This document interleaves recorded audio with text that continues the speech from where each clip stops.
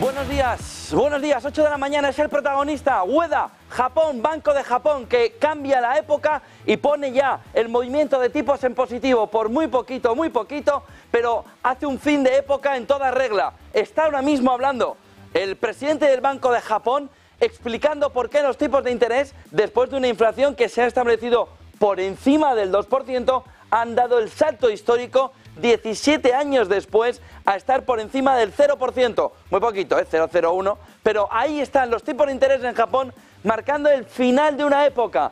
Se acabó el dinero gratis, se acabó que el dinero cueste para la banca, se acabó que los bancos centrales estimulen por la vía monetaria también a una economía que ha estado deprimida en los últimos 13-14 años en el conjunto de Occidente, 17 años en Japón después de la estanflación de la que no había manera de salir.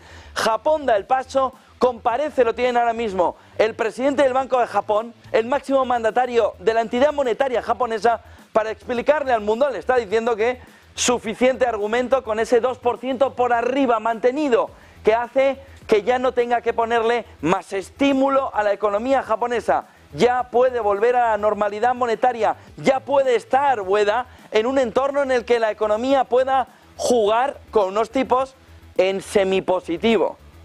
Ha estado por encima del 2%, se ve la fotografía clara alrededor de cómo ha acabado una época. Se terminó, se acabó, era el último país que tenía los tipos de interés en negativo.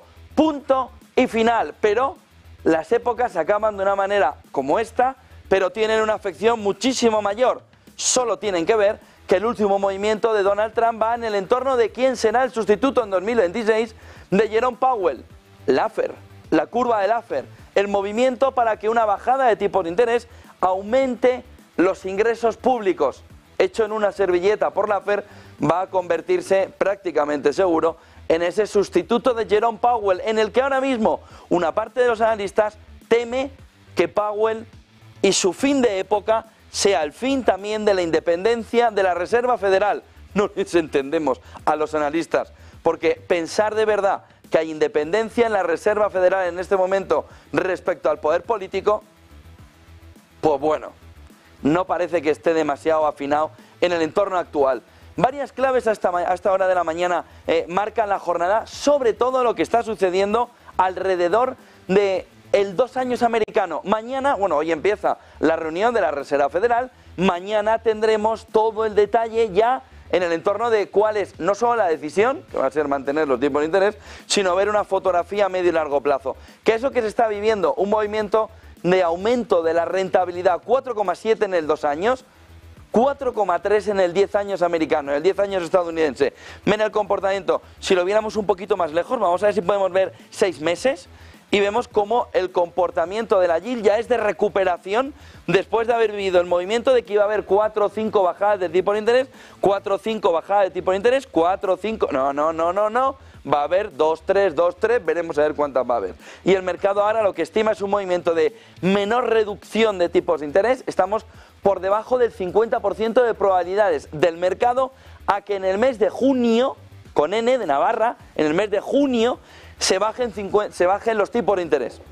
Luego ya veremos si son 50 puntos o si son 25 puntos. En el 10 años, que tiene menos afección, está en el 4,3%, pero el 2 años en ese 4,7 nos marca los tipos de interés se van a quedar más tiempo, más altos. Tenía razón la Fed, no estaba acertado el mercado. A partir de ahí tenemos una fotografía clara alrededor de cómo una parte de la economía estadounidense ahora mismo sí está cediendo. Miren el siguiente gráfico, GDP Now, de la Fed de Atlanta, que nos marca el camino en las últimas semanas alrededor de una bajada de la estimación del crecimiento en el conjunto de la economía para el trimestre. El 2% está aquí, vemos el 2% caminar el crecimiento de la economía en el primer trimestre del año, no en el entorno del 4%, sino en el entorno del 2,3%, se queda en el entorno del 2%, la previsión de los analistas, de tal manera que tenemos una fotografía clara alrededor de cómo va caminando en ese entorno la economía